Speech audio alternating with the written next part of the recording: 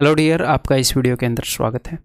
ये आपकी दूसरी वीडियो है इंस्टॉलमेंट्स का जो टॉपिक है उसकी। इससे पहले कंसेप्ट लेक्चर 1 के अंदर हम इंस्टॉलमेंट कर चुके हैं किस चीज़ की, कंपाउंड इंटरेस्ट की। तो ये उम्मीद है कि आप कंपाउंड इंटरेस्ट की जो इंस्टॉलमेंट है वो करके यहाँ पर आए होंगे, तभी ये समझ में आएगा। ठीक है, इससे पहले आपको कंपाउंड इंटरेस्ट की समझ के आनी पड़ेगी। और कंपाउंड इंटरेस्ट और सिंपल इंटरेस्ट की इंस्टॉलमेंट में क्या फ़र्क है वो मैं पहले बताऊँगा और फिर हम आगे बढ़ेंगे, क्वेश्चन को करते हुए चलेंगे। ठीक है, थोड़ा सा ध्यान से समझने की कोशिश करिएगा फ़र्क को। क्लियर है? ये काफ़ी इजी है, काफ़ी इजी तरीके से आपके एग्ज़ाम में जो क्वेश्चंस आएंगे वो हम कर सकते हैं। बट थोड़ा सा एक लेवल आगे चलेंगे ताकि एग्ज़ाम में वैसे क्वेश्चन भी एग्जामिनर पूछ ले तो कैसे करने हैं हमने। ठीक है, एक आधे वैसे क्वेश्चन आए हैं, मैं थोड़ा सा लेवल बढ़ा के आपको करवाऊँगा। इसके अंदर लगभग शायद 15-16 ही क्वेश्चन आएंगे सिंपल इंटरेस्ट की इंस्टॉलमेंट के अंदर। क्लियर है? तो चलिए जी स्टार्ट करते हैं। तो सबसे पहले कि भाई सिंपल इंटरेस्ट की जो इंस्टॉलमेंट है और कंपाउंड इंटरेस्ट की जो इंस्टॉलमेंट है उनमें क्या फ़र्क होता है वो मैं एक बार स्ट्रेट अवे बता दूं आपको। उसके बाद मैं उसका प्रूफ बताऊंगा कि ऐसा क्यों होता है। आप प्रूफ नहीं भी समझे तो भी कोई दिक्कत नहीं है, मेरी बात को ध्यान रखना कि क्या फ़र्क होता है, सिर्फ उतना एनफ है। फिर भी मैं प्रूफ बताऊँगा थोड़ी सी अंडरस्टैंडिंग बिल्ड करने के लिए। देखो, तो कंपाउंड इंटरेस्ट की जब इंस्टॉलमेंट होती है, ऊपर मैं कंपाउंड इंटरेस्ट की इंस्टॉलमेंट लिख रहा हूँ। मान लो किसी बंदे ने P रुपये लिए 0 ईयर में, मतलब कि आज P रुपये लिए, 1 साल के बाद किसी ने कैसे बताएं, हाँ चलो ठीक है, 1 साल के बाद किसी ने X रुपये दिए, 2 साल के बाद Y रुपये दिए और 3 साल के बाद Z रुपये दिए और इस पूरे लोन को उतार दिया। तो कंपाउंड इंटरेस्ट में मैंने आपको क्या बताया था? कंपाउंड इंटरेस्ट में मैंने ये बताया था कि compare values at any point of time, किसी भी पॉइंट ऑफ टाइम में वैल्यू इक्वेट कर लो। ठीक है, कंपाउंड इंटरेस्ट के अंदर।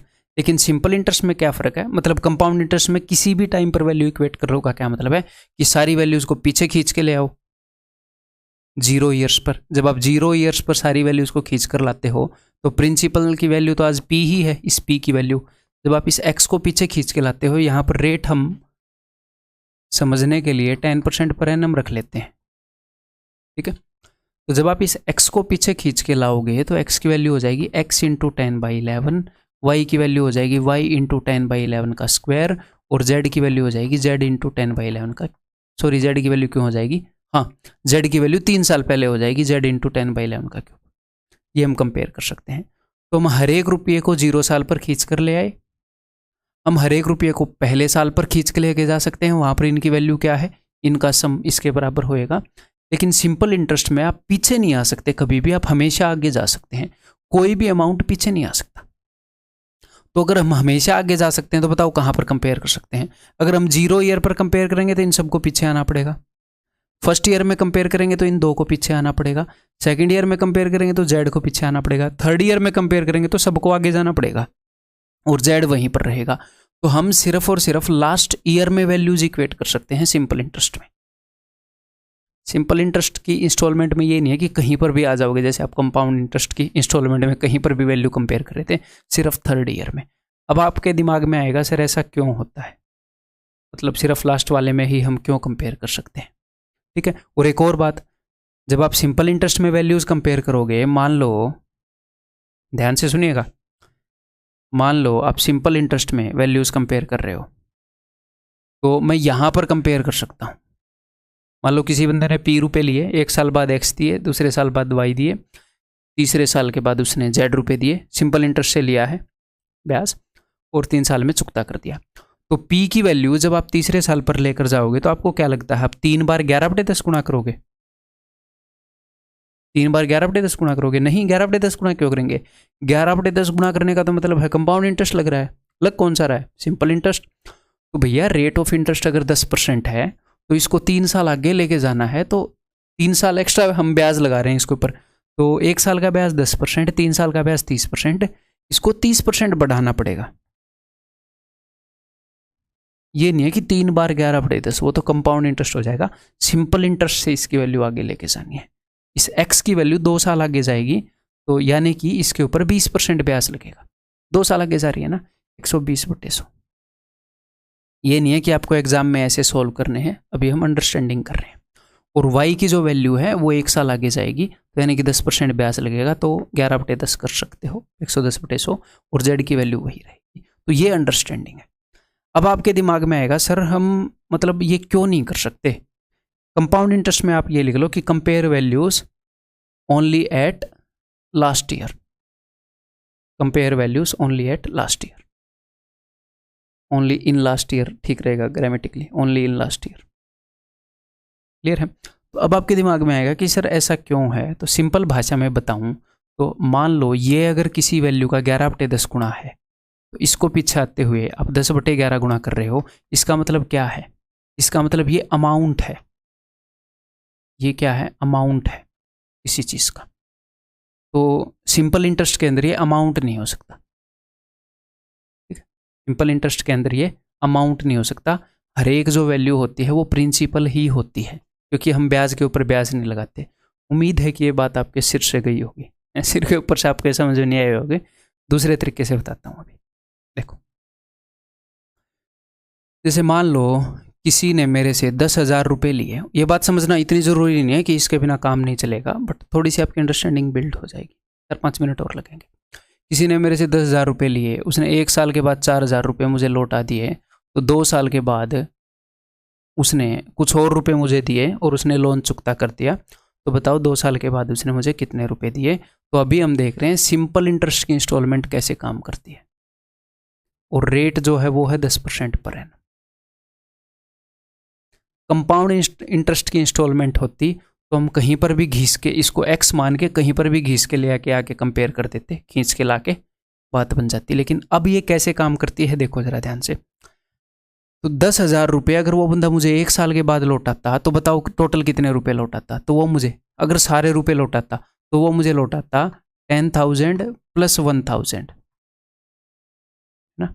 अब आप बोलोगे सर 1 साल के बाद उसने 11,000 रुपये देने थे आपको, है ना, उसने 4,000 रुपये दे दिए, तो 11,000 में से 4,000 गए 7,000। तो दूसरे साल के बाद वो कितना देगा, इस 7,000 के ऊपर भी 10% लगा दो, तो वो देगा 7,700। तो हमने तो कंपाउंड इंटरेस्ट में भी यही किया था। तो सिंपल इंटरेस्ट में ये होता है नहीं, ये सिंपल इंटरेस्ट में नहीं होता है, कंपाउंड इंटरेस्ट में होता है। क्यों, अब यहां पर आपको फर्क पता चलेगा। देखो, ये 1,000 रुपये किस चीज के हैं, ये 1,000 रुपये हैं इंटरेस्ट के, ब्याज के। तो जब आपने 10,000 में से 4,000 को घटाया तो क्या आया, 10,000 - 4,000 6,000, प्लस 1,000 - 0 1,000, यानी कि ये जो 7,000 है इसके अंदर 6,000 तो प्रिंसिपल का हिस्सा है, 1,000 ब्याज का, ये 1,000 इंटरेस्ट है। आपने इंटरेस्ट पे फिर से इंटरेस्ट लगा दिया। इंटरेस्ट पे इंटरेस्ट थोड़ी लगता है सिंपल इंटरेस्ट में, नहीं लगता, इंटरेस्ट पे इंटरेस्ट नहीं लगता। तो सिंपल इंटरेस्ट में एक्चुअल में क्या होता है, सिंपल इंटरेस्ट में ये होता है भाई कि यहाँ पर ये जो 1,000 रुपये है ना, उस बंदे ने 10,000 रुपये 1 साल के लिए यूज़ किए, तो इस 1,000 के ऊपर जो ब्याज लगा, यहाँ पर जो इंटरेस्ट लगा, कितना इंटरेस्ट लगा, 1,000 रुपये, इस 1,000 को अलग से डिब्बे में रखो, इंटरेस्ट 1,000 रुपये ब्याज लग गया। जो 1,000 रुपये ब्याज लगा है उसको यहाँ पर भेज दो। आप 10,000 में से ही घटाओ, टोटल उसने रुपए लिए थे 10,000, 10,000 में से 4,000 लौटा दिए तो 6,000 बच गए। क्योंकि इंटरेस्ट पे इंटरेस्ट लगाओगे तो कंपाउंड इंटरेस्ट हो जाएगा, यहाँ पे 6,000 ही रहेगा। अभी 6,000 के ऊपर ब्याज लगेगा, ठीक है। तो अब आप बोल सकते हो कि या तो वो एंड में 6,600 रुपये देगा यहाँ पर, है ऐसे 6,600 नहीं बोलना, एक्चुअली में 6,600 नहीं देगा, वैसे बताता हूँ मैं कितने देगा। तो 6,000 रुपये बच गए, तो यहाँ पर वो कितने रुपये देगा, 6,600 प्लस ये जो इंटरेस्ट है 1,000, तो टोटल 7,600 रुपये देगा। ये इक्वेशन भले ही आपको समझ में आए ना आए, पूरा फर्क नहीं पड़ता, आप मेरे साथ बने रहो, जस्ट टेंशन नहीं लेनी, ठीक है। मोस्ट प्रोबेबली नहीं आएगा, आगे करेंगे तब आपको समझ में आएगा। अभी मैं जस्ट एक पॉइंट ये क्लियर करना चाह रहा हूँ कि ये जो 4,000 है ये प्रिंसिपल है भाई साहब, ये जो 10,000 है ये प्रिंसिपल है, ये जो 6,000 है ये प्रिंसिपल है। देखो 10,000 प्रिंसिपल था, उसमें से 4,000 रुपये अगर कोई बंदा वापस पे कर रहा है तो प्रिंसिपल में से 4,000 घट के 6,000 रह जाएंगे। जो ब्याज है उसको हम अलग रखते हैं, ब्याज को हम अलग रखते हैं। तो ये चीज़ अगर अमाउंट है ही नहीं, हम अमाउंट को 10/11 करके प्रिंसिपल लाते हैं ना, ये चीज़ अमाउंट है ही नहीं, तो आप इसको कैसे 10/11 करके पीछे ले आओगे। तो सिंपल इंटरेस्ट में यहाँ पर जो चीज़ें रखी होती हैं उनको एज ए प्रिंसिपल हम ट्रीट करते हैं। सिंपल इंटरेस्ट की जो अंडरस्टैंडिंग है इंस्टॉलमेंट की वो कैसी है, वो ऐसी अंडरस्टैंडिंग है कि तुम जितने रुपए जितने टाइम के लिए यूज़ करोगे उतना ब्याज दे दो बस, और जो रुपए लिए थे वो दे दो। अब मैं सिंपल इंटरेस्ट कैसे काम करता है वो एक बार बता दूं कि मान लो किसी ने हमसे 10,000 रुपये लिए, तो 1 साल के बाद उसने 4,000 रुपये लौटा दिए, तो 10,000 में से 4,000 घटा दो सीधे सीधे। दूसरे साल में एक तो वो 6,000 रुपये देगा प्लस ब्याज देगा। टोटल उसने कितने रुपए लौटा दिए बताओ? उसने टोटल 4,000 यहाँ पर लौटा दिए, 6,000 इतने यहाँ पर लौटा दिए, तो 4,000 और 6,000 कितने हो गए? 10,000। प्रिंसिपल लौटा दिया, इसके अलावा ब्याज दे देगा। और ब्याज कितना लगेगा? क्या इंटरेस्ट पे इंटरेस्ट लगेगा? नहीं, फिर तो वो कंपाउंड इंटरेस्ट हो जाएगा। जितना रुपया उसने जितने साल के लिए यूज़ किया है उतना ब्याज देगा। तो 0 ईयर से 1 ईयर के बीच में उसने कितना रुपया यूज़ किया है? उसने 10,000 रुपये यूज़ किए हैं। तो मान लो रेट ऑफ इंटरेस्ट 10% है, तो 10,000 रुपये 1 साल के लिए यूज़ करेगा तो 1,000 रुपये ब्याज हो जाएगा। और 10,000 में से 4,000 लौटा दिए भाई साहब ने, तो बचे कितने? 6,000। तो बाकी के 6,000 रुपये उसने 1 साल तक यूज़ किए, तो 6,000 का 10% कितना होएगा? 600। 6,000 रुपये 1 साल के लिए यूज़ किए तो 600, तो 1,000 प्लस 600 1,600 रुपये ब्याज बन रहा है। 10,000 रुपये 1 साल के लिए यूज़ किए, 6,000 रुपये फिर 1 साल के लिए यूज़ किए, तो 6,000 प्लस 1,600 7,600 रुपये देगा। पिछली बार भी 7,600 आया था। समझने की टेंशन नहीं लेनी, आगे समझा दूंगा सारी चीज़ें, मोटा मोटा समझता चलो। यहाँ पे मेन स्टेटमेंट आपने क्या समझनी है, अब तक मैं क्या समझाने की कोशिश कर रहा हूँ कि सिंपल इंटरेस्ट के अंदर क्या होएगा, जो वैल्यूज हैं वो लास्ट ईयर में कंपेयर होंगी। पहले ईयर्स में आप पीछे खींच के नहीं ला सकते कंपाउंड इंटरेस्ट की जगह। ये बात मेरी अगर आपके दिल में बैठ गई तो बहुत है, इतना क्लियर है। उसी चीज़ को प्रूव कर रहा था।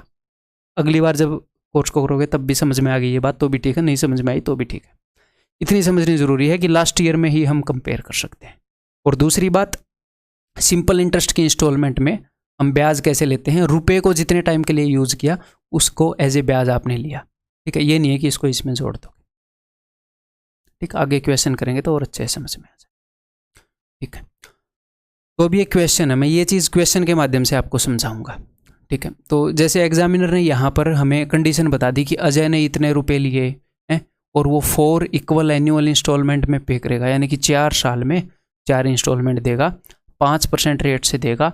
तो बताओ भैया एनुअली कितने रुपए देगा, यानी कि हर साल कितनी इंस्टॉलमेंट देगा। तो मैं क्या करूँगा, मैं एग्जैक्टली ऐसी ही सिचुएशन क्रिएट करूँगा यहाँ पर, ठीक है। उससे इसको देखूंगा कितने यूनिट की वैल्यू कितनी है। हम फॉर्मूला भी डेवलप कर सकते हैं, not a big deal, but ये ईजी रहेगा, ये फास्ट रहेगा। एक बार आपको ये समझ में आ गया तो मैंने मान लिया कि अजय ने जितने भी रुपए लिए वो हमें पता नहीं, उसने कुछ रुपए लिए, ठीक। अभी हमें पता है क्वेश्चन के हिसाब से, लेकिन यहाँ पर मान लो हमें पता नहीं, अजय ने कुछ रुपए लिए, तो उसने 1 साल के बाद सपोज 100 रुपये दे दिए 1 साल के बाद। फिर उसने 1 साल के बाद फिर 100 रुपये दे दिए। सर आपने फिर 100 रुपये क्यों बोले? क्योंकि उसने इक्वल इंस्टॉलमेंट दी है। दूसरे साल के बाद फिर 100 रुपये दे दिए, फिर उसने तीसरे साल के बाद फिर 100 रुपये दे दिए, ठीक है। फिर उसने चौथे साल के बाद फिर 100 रुपये दे दिए और उसने अपना कर्ज उतार दिया। 4 इक्वल इंस्टॉलमेंट दे रहा वो। आप बोलोगे जी हाँ। तो मैंने आपको क्या बताया है? मैंने आपको ये बताया है कि भाई साहब सिंपल इंटरेस्ट के अंदर अगर आपने वैल्यूज़ कंपेयर करनी है तो चौथे ईयर में कंपेयर करनी है। तो इन सारे रुपयों की वैल्यू मैं चौथे ईयर में लेके जा रहा हूँ, ठीक है, क्लियर है। तो रेट ऑफ इंटरेस्ट कितनी है? 5%। तो 100 को 1 साल में 5% बढ़ाओगे तो वो कितना हो जाएगा? 105। 100 यहाँ पर ऑलरेडी है। जो चौथे साल की इंस्टॉलमेंट है, मैं चौथे साल में सबको लेके आ रहा हूँ, इसकी वैल्यू तो इतनी ही रहेगी। इसकी वैल्यू कितनी रहेगी? 105। और इसकी वैल्यू कितनी रहेगी? अब इसको 2 बार 21/20 मत करना, 5% की वजह से कंपाउंड इंटरेस्ट नहीं चल रहा, सिंपल इंटरेस्ट चल रहा है। तो 1 साल में अगर 5% हो तो 2 साल में 10%, तो इसका 110। तो अगर 100 पर 5 रुपये लगा तो 5 और बढ़ा दो, ये देखो 3 साल में 115, 5 और बढ़ा दो, 1 साल में 5%, 3 साल में 15। तो टोटल इन सब की वैल्यू कितनी है? इन सब की वैल्यू हो जाएगी 430 यूनिट। तो सारी इंस्टॉलमेंट्स की वैल्यू मैंने चौथे ईयर में निकाल ली, इतनी बनी, ठीक है। अब यहाँ पर उसने जितने भी रुपए लिए थे, इसकी वैल्यू अगर मैं चौथे ईयर में निकालूंगा, इसकी वैल्यू अगर मैं चौथे ईयर में निकालूंगा तो वो 430 निकलेगी। समझे में आगे बात? तो मान लो यहाँ पर उसने P रुपए लिए थे, तो पी रुपए की वैल्यू अगर आप 4 साल बाद निकालोगे तो इसका मतलब आप क्या कर रहे हो, आप यहां पर अमाउंट निकाल रहे हो। भैया रेट ऑफ इंटरेस्ट अगर 5% पर एनम है तो पी रुपए के ऊपर 4 साल के अंदर ब्याज लग जाएगा कितना, 4 ईयर्स के अंदर 20%। इसकी वैल्यू को मैं 20% बढ़ा के यहां पर क्या निकालूंगा, मैं अमाउंट निकाल लूंगा। तो वो अमाउंट इसके बराबर होगा। तो ये जो भी है चौथे साल में सबकी जो वैल्यू है, इसकी वैल्यू जब आप चौथे साल में लाओगे तो वो अमाउंट हो जाएगा ना, कि किसी ने 1000 रुपए लिए तो 4 साल बाद कितने देगा, अमाउंट हो गया। तो आपने इसके अमाउंट से इसको कंपेयर करना है। 430 यूनिट अमाउंट हो जाएगा इस रुपए का, और हर एक इंस्टॉलमेंट की वैल्यू क्या होगी, हर एक इंस्टॉलमेंट की वैल्यू 100 है, ये 100 होगी। तो 430 यूनिट की वैल्यू हमें पता है, 100 यूनिट की वैल्यू निकालनी है। 430 यूनिट की वैल्यू क्या है, प्रिंसिपल के बराबर नहीं है, अमाउंट के बराबर है। ये प्रिंसिपल है, अमाउंट के बराबर है। तो देखो उसका अमाउंट कितना होगा, प्रिंसिपल कितना है, प्रिंसिपल है 5375। 4 साल में कितना ब्याज लगेगा, 20% ब्याज लगेगा, तो 120% हो जाएगा इसका, तो यानी कि 6/5 हो जाएगा। तो ये बन जाएगा 4 साल के बाद अमाउंट। इसकी वैल्यू है 430 यूनिट, तो 1 यूनिट की वैल्यू क्या हो जाएगी, ये। वो 100 यूनिट की वैल्यू पूछ रहा है, तो 100 यूनिट की वैल्यू हो जाएगी, सिंपल। क्लियर है भाई, ठीक है। तो एग्जामिनर आपसे 3 ही चीज़ पूछ सकता है। क्या चीज़ पूछ सकता है, प्रिंसिपल पूछ लेगा, इंस्टॉलमेंट पूछ लेगा, या रेट पूछ लेगा, और क्या पूछ लेगा, प्रिंसिपल पूछ लेगा या भाई इंस्टॉलमेंट पूछ लेगा, तीसरे में कितनी दी, चौथे में कितनी दी, इक्वल देगा तो कितनी दी, और एक रेट पूछ लेगा, और क्या ही पूछ लेगा, वो तो कुछ पूछेगा नहीं। तो जब प्रिंसिपल और इंस्टॉलमेंट पूछेगा तो इस तरीके से हो जाएंगे, रेट पूछेगा तो मैं एक तरीका बता दूंगा, दैट्स इट, ठीक है। क्लियर है। 100 यूनिट की वैल्यू अभी देखें तो भाई 0 से 0 गया 43, एकम 43, 43 तो नहीं 86, 86 100 से 14 दूर है, और ये 107 बच रहा है। तो 14 21 43 5 5 से कटेगा, 5 से 25 पर, 25 छिके 150, 1500। अगर अभी भी समझ में नहीं आया तो कोई दिक्कत नहीं है। अगले क्वेश्चन, सर क्या हम एग्जाम में ऐसे इस तरीके से डायग्राम बनाएंगे, नहीं, इसका शॉर्ट वर्जन मैं आपको बताऊंगा। अगले क्वेश्चन में फुल फ्लैज समझाऊंगा, उससे अगले क्वेश्चन में शॉर्ट वर्जन बताऊंगा, ठीक है। क्लियर है। ये money lender gave 2800 to one of his client, his client decided to pay, या फिर अभी शॉर्ट वर्जन बता देता हूँ, है ना, बड़ा वर्जन तो आपको पता ही है। देखो, his client decided to pay the money back in 5 equal, तो यहाँ पर वो 5 इंस्टॉलमेंट दे रहा है, annual instalment, rate of interest है 10%। तो पिछले वाले से क्वेश्चन से मैं कंपेयर करूंगा। सबसे पहले जो वैल्यू थी वो क्या थी, मैंने मान लिया कि उसने 100 रुपए की इंस्टॉलमेंट दी, तो 100 रुपए की इंस्टॉलमेंट उसने दी हर एक। इस क्वेश्चन में भी मैंने 100 रुपए मान ली, तो लास्ट इंस्टॉलमेंट की वैल्यू क्या है, 100। तो ये इंस्टॉलमेंट जब आगे बढ़ के चली जाएगी तो इसकी वैल्यू कितनी हो गई थी, 105। 100 से 105, क्यों, क्योंकि रेट ऑफ इंटरेस्ट 5% है, तो इससे 5% बढ़ गई। अगले क्वेश्चन में रेट ऑफ इंटरेस्ट है 10%, तो 100 की वैल्यू 110 हो जाएगी। तो जो 1 साल पहले वाली इंस्टॉलमेंट है उसकी वैल्यू 110 हो जाएगी। तो हम ऐसे लिखेंगे, हम वो डायग्राम नहीं बनाएंगे। तो यहाँ पर ये 10 रुपये बढ़ रही है ना, सिंपल इंटरेस्ट है ना, 1 साल में ब्याज 10 रुपये, तो अगले साल फिर से 10 रुपये, तो 10 और बढ़ा दो, तो 10 और बढ़ा दो, 10 और बढ़ा दो, 5 इंस्टॉलमेंट लिखनी थी ना, 5 लिख दिए, 1 2 3 4 5। लास्ट में भी ऐसे ही हुआ था, रेट ऑफ इंटरेस्ट 5% है, 5 बढ़ गया, 5 बढ़ गया, 5 बढ़ गया, 4 इंस्टॉलमेंट लिखनी थी, ठीक है।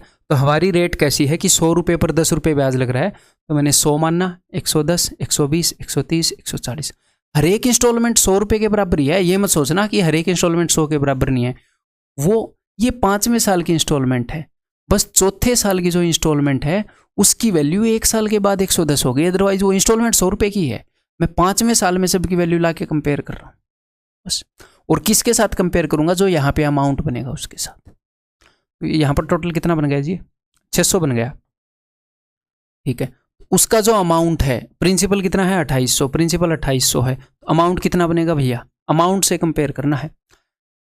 10% पर एनम के हिसाब से 5 साल में 10 × 5 50%, इसको 50% बढ़ाएंगे, यानी कि 150/100, यानी कि 3/2, ये अमाउंट बनेगा। ये किसके बराबर है, ये 600 यूनिट के बराबर है। हमें क्या निकालना है, ये रही 1 यूनिट की वैल्यू, हमें निकालनी है हर एक इंस्टॉलमेंट की वैल्यू, यानी कि 100 यूनिट की वैल्यू। ये लो, ये आपका आंसर है, ये करना है एग्जाम में, ठीक है। 3 दूनी 6, 2 दूनी 4, 7 28, 700। 700 विल बी द आंसर। ठीक है, क्लियर है, हर एक इंस्टॉलमेंट 700 की देगा वो। तो क्या होएगा, हर एक इंस्टॉलमेंट अगर 700 की देगा तो 2800 रुपये जो उसने लिए थे वो डेट क्लियर कर देगा। ठीक है, ये बताओ, इस क्वेश्चन में एक छोटी सी चीज़ नई सिखाऊंगा। The annual payment that will discharge a debt of rupees, debt का मतलब होता है ऋण, debt of rupees 47250 due in 3 years. Due in 3 years का मतलब बताता हूँ मैं पहले। ड्यू इन 3 ईयर्स का मतलब है कि आज किसी बंदे ने रुपए लिए हैं कुछ, मान लो आज मैंने किसी बंदे से 1000 रुपये लिए 10% रेट पर, और मैंने उसको बोला है कि भाई साहब 3 साल में चुका दूंगा, टेंशन मत लो 3 साल में चुका दूंगा, सिंपल इंटरेस्ट पर लिए हैं मैंने। ठीक है, तो क्या बोला जाएगा कि मेरे सिर पे डेट है, कितने रुपए का डेट है, मेरे सिर पे डेट है 1300 रुपये का। तो क्या मेरे को आज ही 1300 रुपये देने हैं? मान लो आज ही मैंने किसी से 1000 रुपये लिए और मैंने डिसाइड कर लिया कि 3 साल बाद दूंगा, तो क्या मैंने आज ही 1300 रुपये देने हैं? 1300 रुपये का ऋण है तो नहीं, आज तो 1000 ही लिए हैं, आज तो 1000 ही दे दूंगा, पैसा थोड़ी लगेगा। तो a debt of 1300 due in 3 years, 3 साल में ड्यू, कि मैं 1300 रुपये दूंगा अगर मैं 3 साल बाद रुपये दे रहा हूँ। मैंने इतने रुपए लिए हैं कि 3 साल बाद 1300 दे के काम चल जाएगा। यानी कि डेट का मतलब क्या है? डेट का मतलब है अमाउंट। ऋण क्या होता है? ऋण होता है कि भाई किसी ने किसी से रुपए उधार लिए हैं तो टोटल कितना कर्जा है, तो जो भी टोटल कर्जा है उसके अंदर प्रिंसिपल और इंटरेस्ट जोड़ के बताता है बंदा कि 1000 तुमने लिए थे, 300 ब्याज हो गया, 1300 रुपये कर्जा है भाई, 1300 रुपये दे दे। तो डेट का मतलब है अमाउंट। तो ये ऐसे क्वेश्चन में जब बंदा डेट बताता है आपको तो वो क्या बता रहा होता है कि 3 साल के बाद अमाउंट इतना होगा। तो ये प्रिंसिपल नहीं है, उसने ऑलरेडी अमाउंट बता दिया। हम इसी से कंपेयर कर लेंगे अपनी चीज़ को, हमें अमाउंट निकालना नहीं पड़ेगा, इसी से कंपेयर कर लेंगे। ठीक है, अब क्वेश्चन को सॉल्व करें। 3 इंस्टॉलमेंट है, ठीक है, 3 साल में इतना डेट बनेगा एनुअल पेमेंट से, 3 इंस्टॉलमेंट में हमने पे करना है। तो लास्ट वाली इंस्टॉलमेंट 100 रुपये, इससे पहले वाली की वैल्यू क्या हो जाएगी? रेट 5% है तो इसको 5% बढ़ा दो, 5 रुपये बढ़ा दो, 100 पर 5 बन रहा है ना, तो 5 ही बढ़ाते रहो। 105 का 5% मत बढ़ाना, ये तो कंपाउंड इंटरेस्ट हो जाएगा फिर। 110, तो टोटल कितना हो गया भाई? अमाउंट टोटल हो गया 315। तो इसको अमाउंट से कंपेयर करना है, और अब की बार हमें डेट की वैल्यू दे रखी है अमाउंट की ही, तो 315 यूनिट की वैल्यू दे रखी है, 100 यूनिट की वैल्यू बतानी है। तो बताओ क्वेश्चन आसान लगा कि नहीं? That's it. अच्छा, 0 तो कटेगा नहीं। 5 5 में 45, 5 के 20, 5 5 25, 5 के 30, 5 3 15, 21 3 63, 21 के 84, 21 5 105, 3 से 15 पर गया, 15,000 की इंस्टॉलमेंट बनेगी भाई साहब की। That is option B, that is option B. Clear है? और हाँ, एक और बात मेरे दिमाग में आई, कई बच्चों को ये लगेगा कि सर क्या हम इसको उस तरीके से नहीं कर सकते कि 0 साल पर प्रिंसिपल लिया, 1 साल पर इंस्टॉलमेंट, दूसरे साल पर इंस्टॉलमेंट, तीसरे साल पर इंस्टॉलमेंट? इससे भी कर सकते हो, हर एक की वैल्यू ऐसे बढ़ा देना, इसके ऊपर 2 साल का ब्याज लगा दो, इसके ऊपर 1 साल का ब्याज लगा दो, इसके ऊपर 3 साल का ब्याज लगा दो, उनको इक्वेट कर दो। थोड़ा सा कॉम्प्लिकेटेड हो जाता है, इसलिए इस तरीके से करवा रहा हूँ। कोशिश करके इस तरीके से सीख लो, फिर जल्दी जल्दी करोगे। ठीक है, एक computer is sold either for 19,200 cash और for ₹4800 cash down payment together. देखो, एक कंप्यूटर अगर आपने खरीदना है तो उसकी कीमत इतनी ही, या तो आज के आज इतने रुपए दे दो आपको कंप्यूटर मिल जाएगा, या फिर इतने की कैश डाउन पेमेंट दे दो और बाकी रुपए भाई इंस्टॉलमेंट में चुकाते रहना। तो अगर आप इतने की कैश डाउन पेमेंट कर रहे हो आज के आज, तो आप उधार कितना ले रहे हो?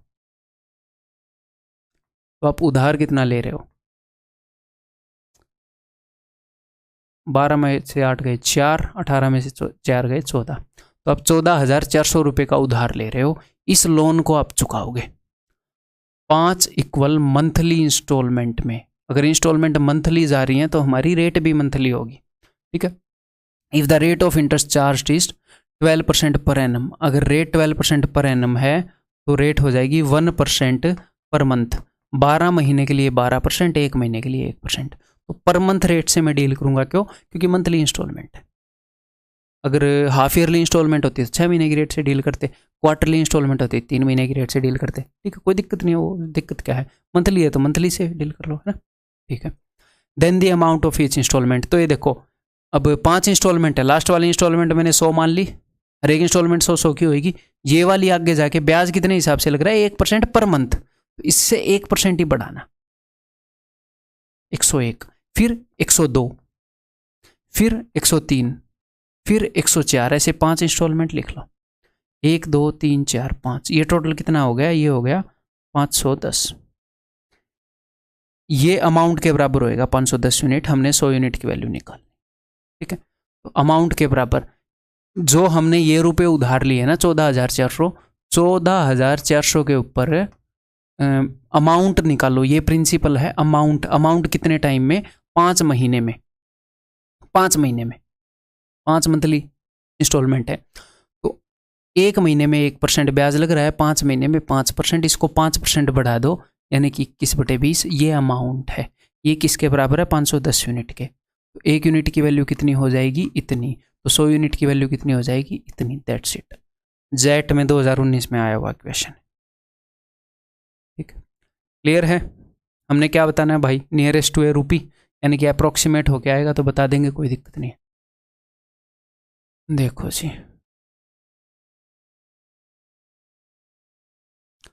3 17 3 7, ठीक है, 7 दूनी 14, 7 7 49 और 1 50, और उसके बाद 2 0 डिवाइडेड बाई 17, ये देखना है क्या होएगा, 17 दूनी 34, 16 बच गए, 17 में 153, 11 बच गए, यानी कि 110, 17 छिक्के 102, 8 बच गए, 17 चौके 68, 12/17, 2964,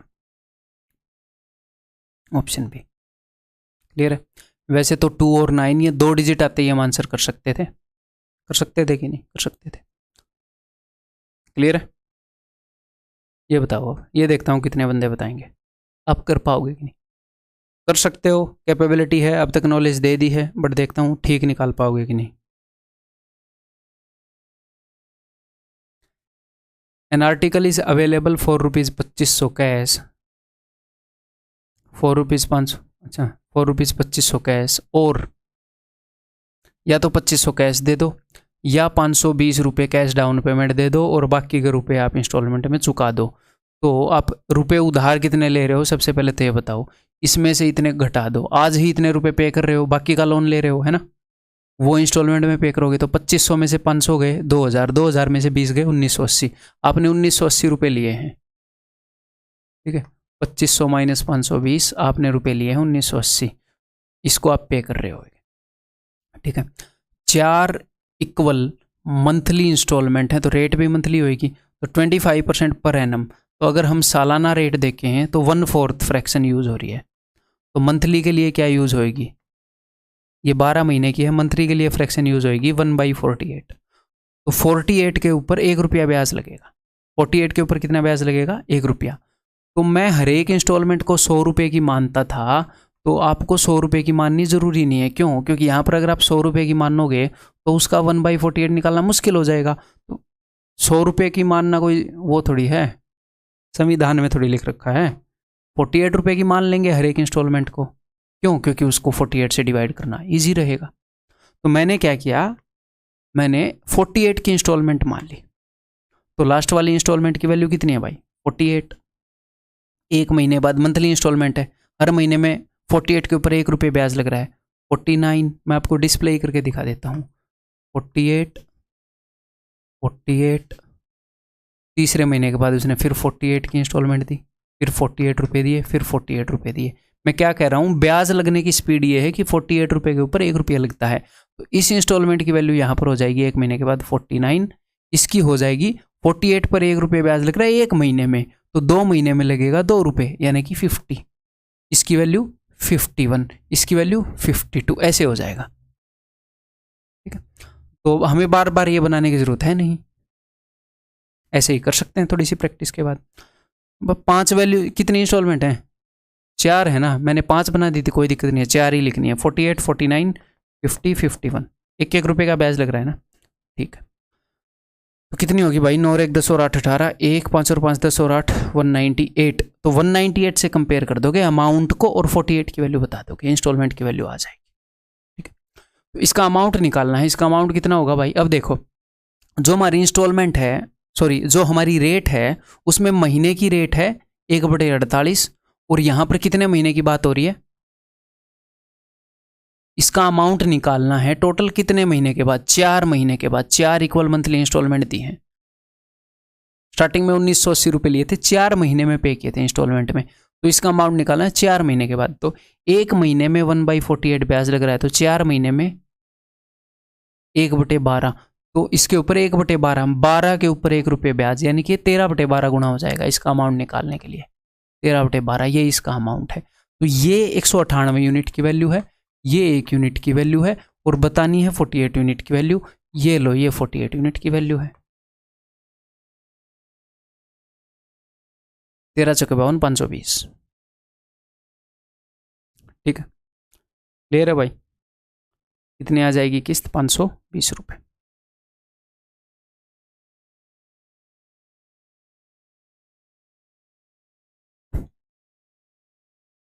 A person deposited certain money at the starting of each year. If the rate of simple interest is 13% per annum, at the end of third year, the total amount is this. Then find how much money he deposited each year. तो इस question के अंदर थोड़ा सा twist है, देखता हूँ कितने लोग इसको पकड़ पाएंगे। पहले खुद करने की कोशिश करना, फिर मेरी एक्सप्लेनेशन देखना। पहले ही बता रहा हूँ छोटा ट्विस्ट है, तो स्टेटमेंट को ध्यान से पढ़ना उसी के अंदर। A person deposited certain money at the starting of each year. एक बंदे ने हर एक साल के स्टार्टिंग में कुछ रुपए डिपॉजिट किए, ठीक है। If the rate of simple interest is 13% per annum, eight the end of third year, तीसरे साल के एंड में उसने इतने रुपए निकलवा लिए। तो देखो उसने आज मान लो, मैं 100 रुपये यहां पर मान रहा हूं, उसने मान लो 100 रुपये जमा कराए, ठीक है, किसी साल के स्टार्टिंग में, पहले साल के स्टार्टिंग की बात हो रही है ये, ठीक है। फर्स्ट ईयर के ऐसे कर लेते हैं, रुको।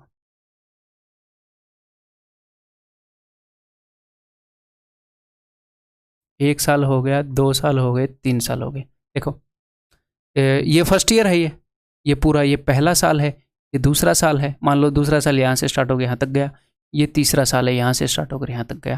तो उस बंदे ने रुपए कब जमा कराए, उसने हर एक साल के स्टार्टिंग में उसने यहाँ पर 100 रुपये जमा कराए, फिर दूसरे साल के स्टार्टिंग में यहाँ पर 100 रुपये जमा कराए, फिर तीसरे साल के स्टार्टिंग में यहाँ पर 100 रुपये जमा कराए, और इन्होंने क्या बताया है, तीसरे साल के एंड में इन्होंने यहाँ पर उसके पास इतने रुपये हो गए यहाँ पर। तो मैंने मान लिया कि हर साल उसने स्टार्टिंग में 100 रुपये जमा कराए होंगे, 13% उसको ब्याज लग रहा है। तो इस 100 रुपये की वैल्यू इस टाइम तक 113 रुपये हो गई होगी, इस 100 रुपये की वैल्यू इस टाइम तक, है ना। एक साल बाद 113, इस 100 रुपये की वैल्यू 126 हो गई होगी। 13% पर एनम ब्याज लग रहा है, एक साल में 13, 2 साल में 26, इसकी वैल्यू 139 हो गई होगी, 3 साल में 39 ब्याज। तो टोटल अमाउंट कितना बन गया होगा देख लेते हैं। देखो 100 तो है ही, 13 यहाँ पर एक बार आया, यहाँ पर 2 बार, यहाँ पर 3 बार, तो 1 2 और 3 6 बार, 13 6 78, 378। 378 यूनिट की वैल्यू है ये। और का पूछते रहे examiner, then find how much money he deposited. वो 113 की वैल्यू नहीं पूछ रहा, वो 100 की पूछ रहा है। वो हर साल 100 रुपये डिपॉजिट करता था। तो 378 यूनिट की वैल्यू गिवन है, 100 यूनिट की वैल्यू पूछी है। 1 यूनिट की वैल्यू हो जाएगी 24948/378, और 100 यूनिट की वैल्यू हो जाएगी, ठीक है भाई। तो ये 3 से तो कट ही रहा है, 7 और 3 7 और 3 18, 9 से भी कट रहा है, ऊपर वाला कट रहा है 9 से, 4 और 4 9 से भी कट रहा है, ठीक है। 9 से 36, 9 दूनी 18, 9 दूनी 18, 9 7 63, 9 चौके 36, 14 में, 9 से तो नहीं कट रहा है, 4 4 8, वैसे तो कट रहा था। 9 दूनी 18, 6 9 7 63, तो हाँ 64 बचेगा, फिर से 9 7 63 और 9 दूनी 18, ठीक है। उसके बाद 21 से भी डेफिनेटली कट ही रहा होगा। 21 दूनी 42, 21 से कम 21, 21 से 63, 21 दूनी 42, 2 से कटेगा, 2 छिके 12, 2 छिके 12, 6600 रुपये, ठीक है भाई।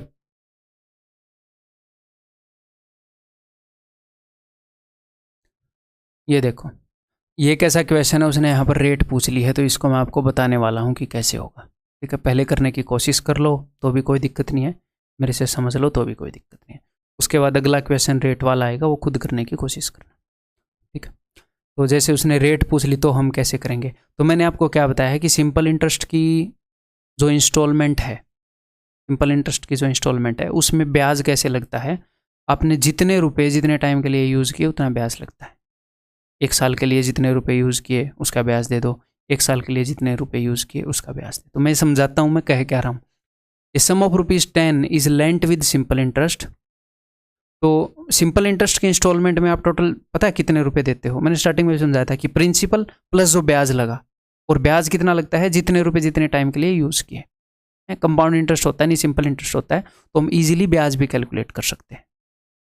तो यहाँ पर हुआ क्या, उसने 10 रुपये दिए, ए सम ऑफ ₹10 इज लेंट। ये मैं आपको पूरा डिटेल में समझाऊंगा पिक्चर समझाने के लिए, फिर बाद में आपको छोटे तरीके से करना आ जाएगा। ठीक है, पहले मैं टाइम लेके समझाऊंगा। A sum of ₹10 is lent with simple interest to be paid back in 11 monthly instalment. 11 monthly instalment में देना है, ऑफ ₹1 ईच। तो उसने 10 रुपये लिए। कई बच्चों को तो ये समझ में नहीं आता कि सर उसने 10 रुपये लिए, 11 महीने तक वो 1-1 रुपये देगा, तो वो 11 रुपये दे देगा। वो 11 क्यों दे रहा है, 11 तो देगा ही ना, ब्याज दे रहा है, मतलब 10 से तो ज़्यादा ही देगा, ब्याज दे रहा है। 10 रुपये लिए 10 ही दे देगा, तो रुपये देने वाले को क्या फ़ायदा। तो 11 भी दे सकता है, 12 भी दे सकता है, डिपेंडिंग अपॉन दी रेट। 10.8 भी दे सकता है, कितने भी दे। ठीक है, तो इस कन्फ्यूजन में मत होना कि 10 लिए 11 दिए, तो 5,000 लेगा तो 5,000 से ज़्यादा ही देगा ना। ठीक है, तो अब ध्यान से सुनो। उसने 10 रुपये उधार लिए, तो उसने क्या किया, उसने 1 महीने के बाद 1 रुपया दिया, फिर 1 महीने के बाद 1 रुपया दिया। ये मैं पूरा लिखूंगा समझाने के लिए, एग्जाम में पूरा नहीं लिखेंगे, मैं यहाँ पर लिखूंगा। मैं 11 इंस्टॉलमेंट बनाऊंगा यहाँ पर, 1 2 3 4 5 6 7 8 9 10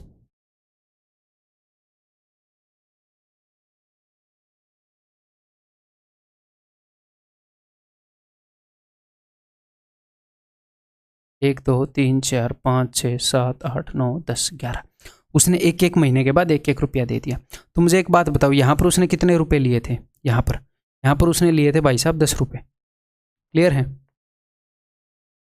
10 रुपये उसने लिए, 1 महीने के बाद 1 रुपया दिया, फिर 1 महीने के बाद 1 रुपया दिया, 1 महीने के बाद 1 रुपया दिया, ऐसे देता रहा। ठीक है, तो उसने टोटल रुपए कितने लिए, उसने टोटल रुपए लिए, प्रिंसिपल क्या था 10 रुपये, और टोटल उसने अमाउंट कितना पे किया, यानी कि उसने पे कितने किए, दिए कितने जेब से। हर 1 महीने के बाद 1-1 रुपया देता रहा, तो 11 रुपये दिए। तो इंटरेस्ट कितना बना भाई साहब, ब्याज कितना बना, 1 रुपये का। ये क्या है, ये इंटरेस्ट जो भी आप एक्स्ट्रा देते हो, 1 रुपये का उसने ब्याज दिया है। क्लियर है पूरी ट्रांजैक्शन में, 10 रुपये लिए, 11 दे दिए, 1 रुपये का ब्याज लिया। ठीक है, अब देखो सिंपल इंटरेस्ट में ब्याज लगता कैसे है। मुझे एक बात बताओ कि पहले 1 महीने के लिए उसने कितने रुपए यूज़ किए, उसने 10 रुपये लिए थे, तो इन्हीं 10 रुपये को वो यूज़ करता रहा यहाँ तक उसने कितने रुपए यूज़ किए, 10 रुपये। फिर उसने 1 रुपया दे दिया, तो फिर उसने अगले 1 महीने तक 9 रुपये यूज़ किए, उसके सिर पर 9 रुपये थे। फिर अगले 1 महीने तक उसने 1 रुपया फिर दे दिया, फिर उसके ऊपर 8 रुपये बच गए, फिर उसके ऊपर 7 रुपये बच गए, फिर उसके पास 6 5 4 3 2, ये क्या हो गया भाई,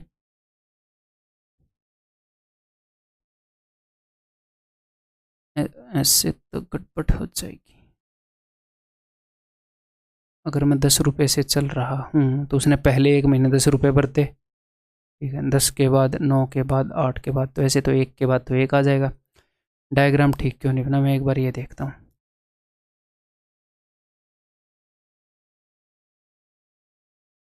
उसने ये 10 रुपये यूज़ किए। ठीक है,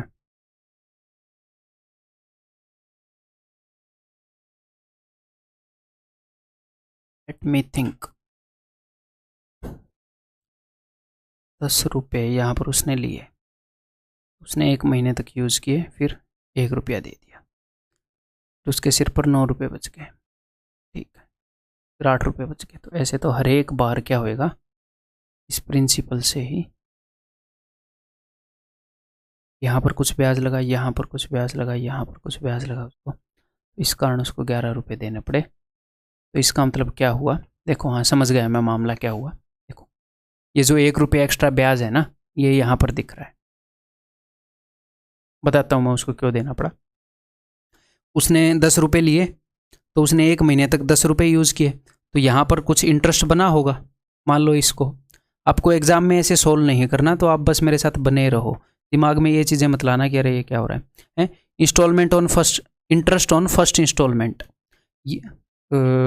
फर्स्ट मंथ का इंटरेस्ट उसने 10 रुपये 1 महीने के लिए यूज़ किए, तो 10 रुपये पर कुछ ब्याज बना होगा 1 महीने के लिए। क्लियर है। इस 9 महीने के ऊपर भी इंटरेस्ट ऑन सेकंड मंथ, यहाँ पर भी कुछ ब्याज बना होगा, यहाँ पर भी कुछ ब्याज बना होगा। वो रुपए यूज़ करा भैया, ये 8 रुपये 1 महीने के लिए यूज़ किए, तो इसके ऊपर 1 महीने का ब्याज लगेगा। ये सारे ब्याज वगैरह मिलके ये यहाँ पर हो गए, इसलिए उसको 1 रुपया यहाँ पर देना पड़ रहा है। ठीक है, बट अभी वैसे हमारे लिए ये समझना ज़रूरी नहीं है, बट मैंने आपको समझा दिया। मैं आपको क्या समझाना चाह रहा हूँ, मैं आपको ये समझाना चाह रहा हूँ, सुनिए, कि सिंपल इंटरेस्ट की इंस्टॉलमेंट में ब्याज कैसे लगता है। बंदा जितने टाइम के लिए रुपए यूज़ करता है उस हिसाब से ब्याज लगता है। तो यहाँ पर उसने पहले महीने के लिए 10 रुपये यूज़ किए, तो इस 10 रुपये के ऊपर 1 महीने का ब्याज लगेगा। मान लो जो रेट है वो 8% पर एनम है, पूरे साल की जो रेट है, क्योंकि अगर उसने रेट पूछी है तो वो पर एनम ही पूछेगा, रेट का स्टैंडर्ड है सालाना बताना। तो 1 महीने की रेट क्या हो जाएगी, 1 महीने की रेट हो जाएगी 8/12%। रेट क्या हो जाएगी, 8/12% पर मंथ। ठीक है, तो उसने 10 रुपये के ऊपर भाई साहब 1 महीने का ब्याज दिया होगा, 9 रुपये के ऊपर 1 महीने का ब्याज दिया होगा, 8 रुपये के ऊपर 1 महीने का ब्याज, यानी कि उसने 10 का 8/12% जितना भी बनता है ब्याज दिया होगा, 9 का 8/12%, 8 का 8/12%, 7 का 8/12%, इतना, क्योंकि उसने ये भी 1 महीने के लिए यूज़ किया, ये भी 1 महीने के लिए, ऐसे ऐसे। ठीक है, तो मैं 10 का 8/12% निकालूँ, 9 का 8/12% निकालूँ, 8 का 8/12% निकालूँ, सबका सेम परसेंट ही निकालना है। जी हाँ, तो क्यों ना मैं इन सबको जोड़ लूँ। और ये क्या है, ये इंटरेस्ट है। 10 रुपये को 1 महीने तक यूज़ किया तो उसका 8/12% ब्याज है। तो सारा ब्याज मिलाकर कितना बना है, ये उसने 10 रुपये लिए थे, 11 रुपये दिए हैं, तो सारा ब्याज मिलाकर कितना बना है, 1 रुपये। तो ये सारा मिलाकर कितना बनेगा, 1 रुपये। तो यहाँ पर आप क्या करोगे, यहीं पर लिख लेते हैं, 10 रुपये का 8/12%, 9 का 8/12%, 8 का, तो मैं इन सबको जोड़ देता हूँ। 10 + 9 + 8 + 7 + 6 + 5, 1 तक। 10 से लेकर 1 तक कैसे जोड़ोगे, 10 से लेकर 1 तक जोड़ेंगे, 10 n × n + 1/2, 55 हो जाएंगे, 55। तो 55 का 8/12% उतना ब्याज बना है। तो 55 8/12% कैसे निकालोगे भाई, 55 × r/12 बटे में नीचे 100, इतना ब्याज बनेगा। और ये किसके बराबर है, ब्याज बना कितना है, 1 रुपये का। तो एग्जाम में हम डायरेक्टली ये लिखेंगे। अब आप बोलोगे इतनी राम कहानी बताने के बाद डायरेक्टली ये कैसे लिख देंगे, मैं लिखवाऊंगा आपसे, टेंशन मत लो। ठीक है, तो एग्जाम में हम डायरेक्टली ये लिखेंगे थोड़े से टाइम के बाद, और हमें आर की वैल्यू निकालनी है, वो हम डेफिनेटली कर सकते हैं। 5 से 11 पर, 5 से 20 पर, तो आर की वैल्यू क्या हो जाएगी, 12 × 20 240 बटे में 11, इतने %। तो 11 दूनी 22, 2 19 बटे 11 दूनी 22, 11 कम 11 21, 9 बटे 11, तो यानी कि ये, ठीक है, यानी कि 21.82। क्लियर। तो सर अब हम एग्जाम में कैसे करेंगे, अब हम एग्जाम में ऐसे करेंगे, देखो हम क्या देखेंगे, अगले क्वेश्चन को हम शॉर्ट मेथड से ही करेंगे। एक बार यहाँ पर रिपीट कर दूँ, कि बंदे ने 10 रुपये लिए थे, ठीक है, और उसने दिए कितने, उसने 11 मंथली इंस्टॉलमेंट दी, और हर एक इंस्टॉलमेंट 1 रुपये की थी। तो 10 रुपये लिए थे और 11 रुपये दिए। तो जब भी वो आपसे रेट पूछे तो हम क्या करेंगे, हम ब्याज इक्वेट करेंगे कि भाई ब्याज इतने % है और रुपए में इतना है। तो 10 रुपये लेके 11 रुपये दे रहा है, तो ब्याज रुपए में कितना है, 1 रुपया। अब मैं देखूंगा ब्याज % में कितना है। तो स्टार्टिंग के 1 महीने के लिए कितने रुपए यूज़ किए, उसने रुपए लिए कितने थे, आप बोलोगे सर 10 रुपये लिए थे, तो स्टार्टिंग के 1 महीने के लिए 10 रुपये यूज़ किए, 1 महीने बाद उसने 1 रुपया दे दिया ना, तो 10 में से 1 घटा दो। उसने फिर 9 रुपये यूज़ किए, उसने फिर 8 रुपये यूज़ किए, उसने फिर 7 रुपये यूज़ किए। अगर ये रुपये उसने 1 महीने के लिए यूज़ किए और रेट जो है वो 8% पर एनम है, तो मंथली रेट कितनी होगी, r/12% पर मंथ। इसके ऊपर उसने r/12% दिया, इसके ऊपर उसने R/12% ब्याज दिया। मैं ब्याज देख रहा हूँ, ये रुपये 1 महीने के लिए यूज़ किए तो 1 महीने की जो रेट है उस हिसाब से ब्याज देगा। ये भी 1 महीने के लिए यूज़ किया। अब मंथली इंस्टॉलमेंट है तो वो मंथ के लिए यूज़ कर रहा है, सालाना होगी तो साल के हिसाब से यूज़ करेगा। ये भी उसने 1 मंथ के लिए यूज़ किए तो इसके ऊपर R/12%। तो आपको पैटर्न मिल गया 10, 9, 8, 7 ही ऐसे ऐसे 1 तक जाएगा, है ना। तो 10 से लेकर 1 तक 55, 55 का R/12% इक्वल टू 1 रुपये। यहाँ पर R की वैल्यू आ जाएगी ऑप्शन डी। इसमें डिफिकल्ट क्वेश्चन भी करेंगे, छोटे तरीके से करेंगे, टेंशन मत लो।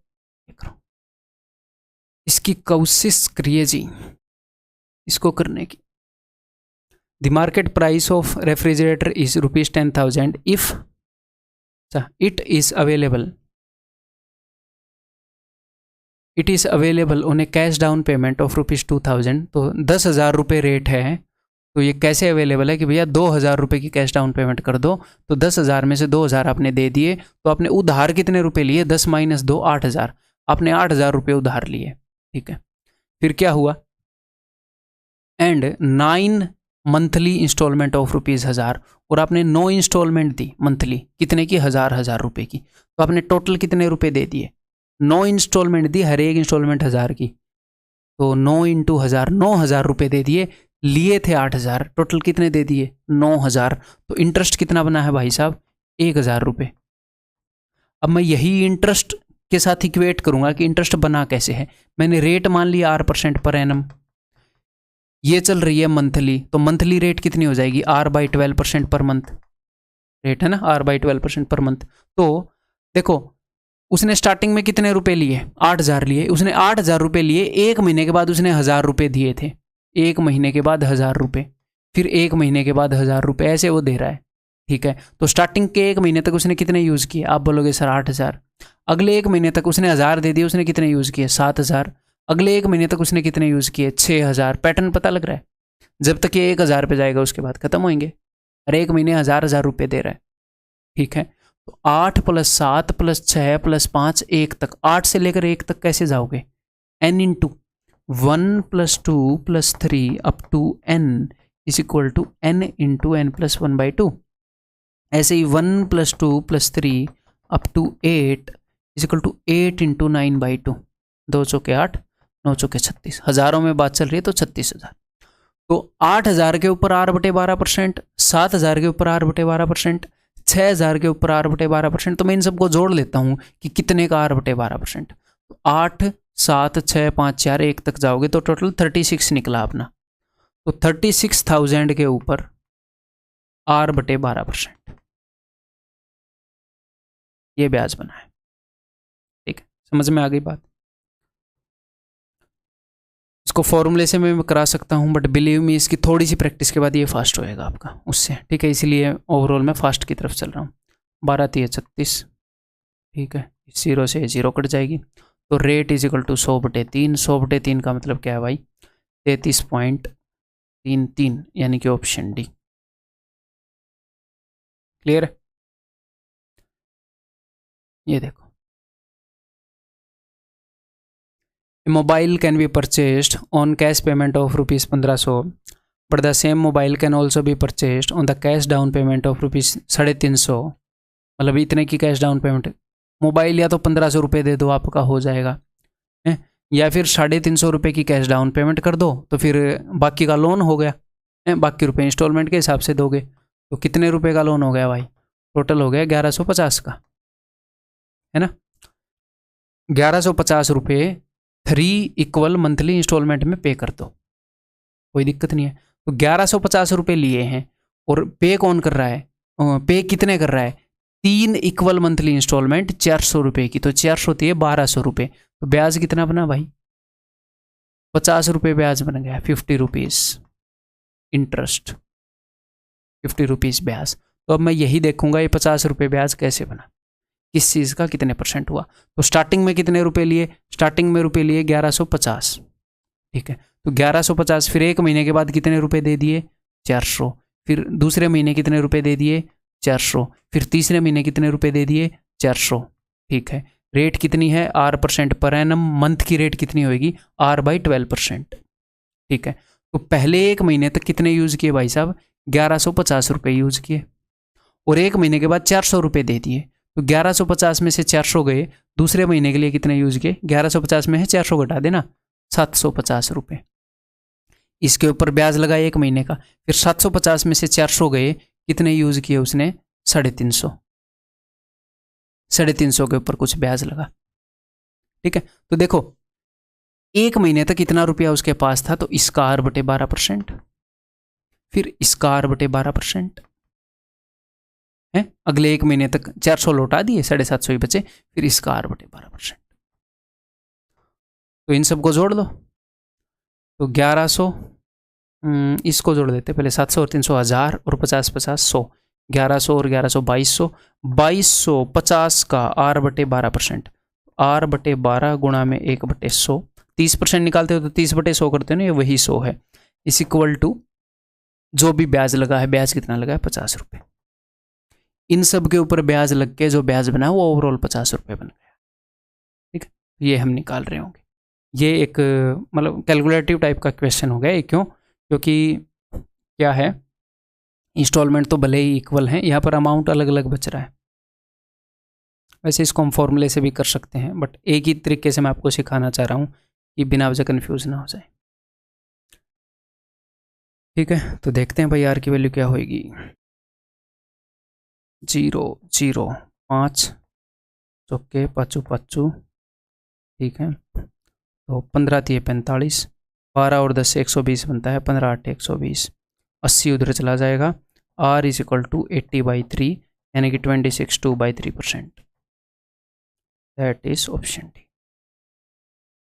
ठीक है, ये बताओ भाई। Giri borrowed 16,000 from PNB at simple rate of interest. Okay, 16,000 रुपये बोरो किए।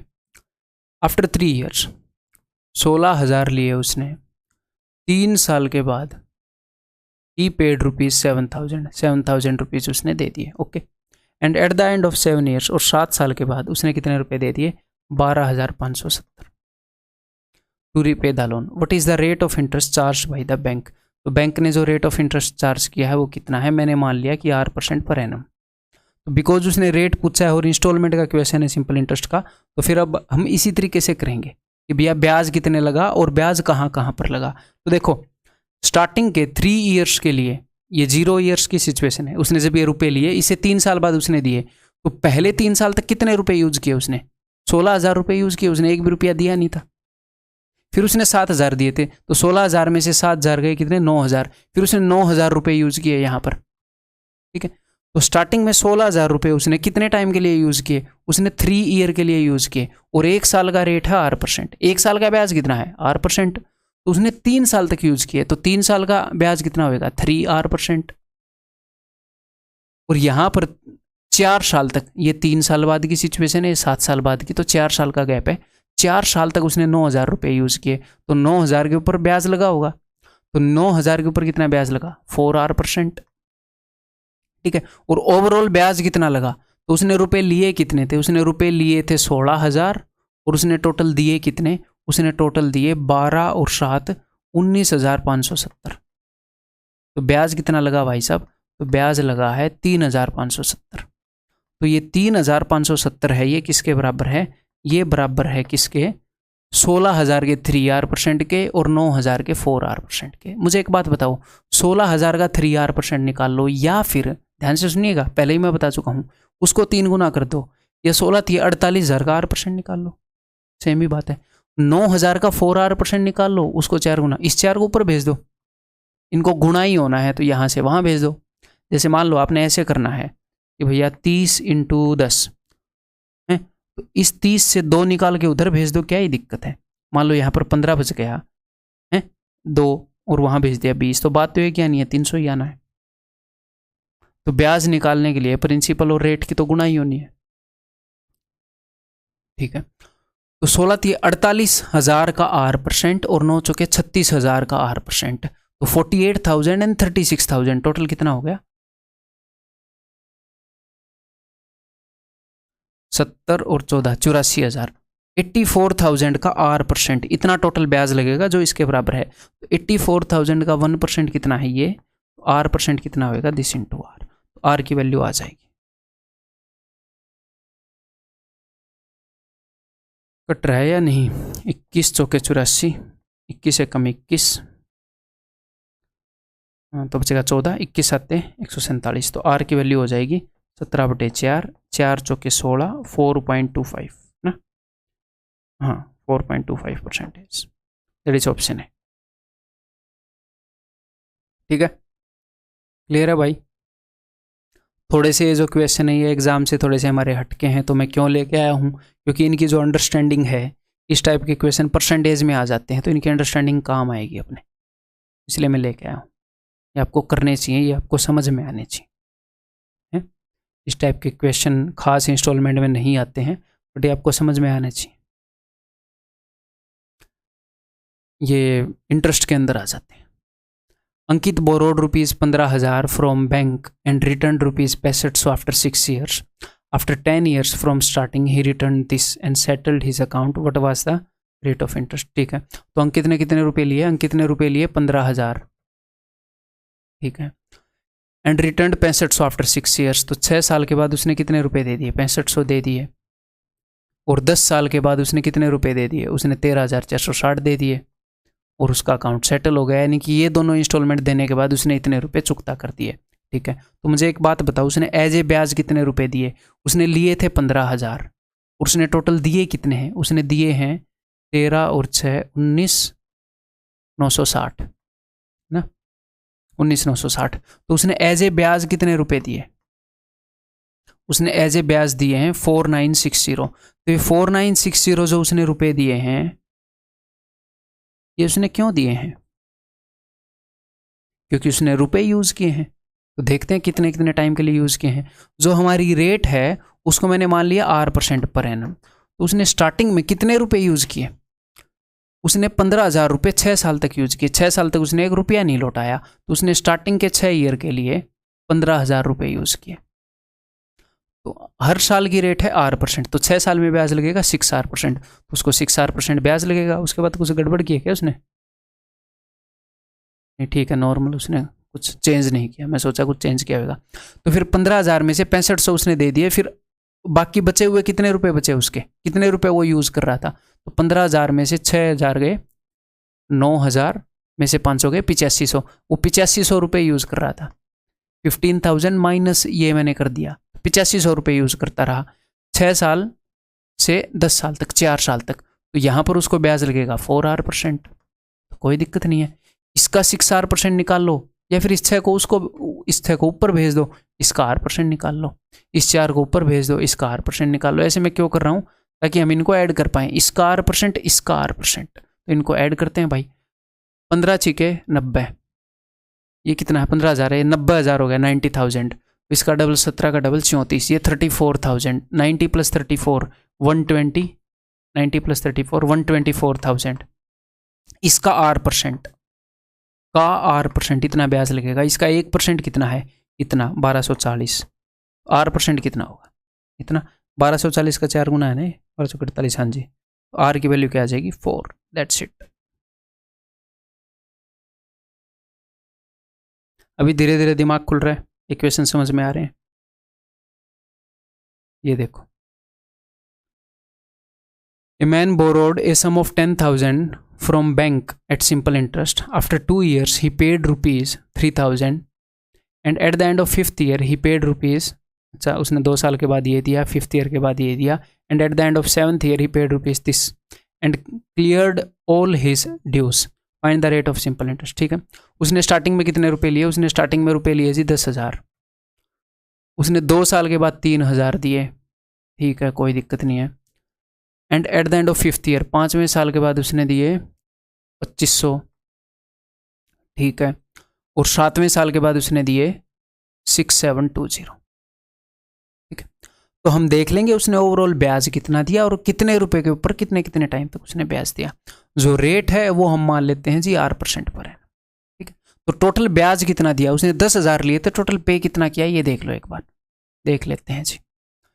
6 और 2 8 और 3 11, 11,000, 7 और 5 12, 1200।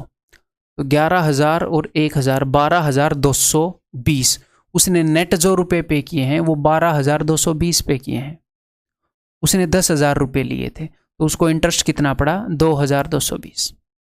ये इंटरेस्ट पड़ा, ये मैं मेंटली निकाल सकता था, है ना, निकाल लिया था हमने। तो 2,220 रुपये ये जो इंटरेस्ट पड़ा है, ये क्यों पड़ा है? ये जो इंटरेस्ट पड़ा है क्योंकि उसने रुपए यूज किए हैं। कुछ रुपए किस टाइम के लिए, कुछ रुपए कुछ टाइम के लिए उसने यूज किए हैं। तो हम देख लेंगे, उसने स्टार्टिंग में 10,000 रुपये 2 साल के लिए यूज किए।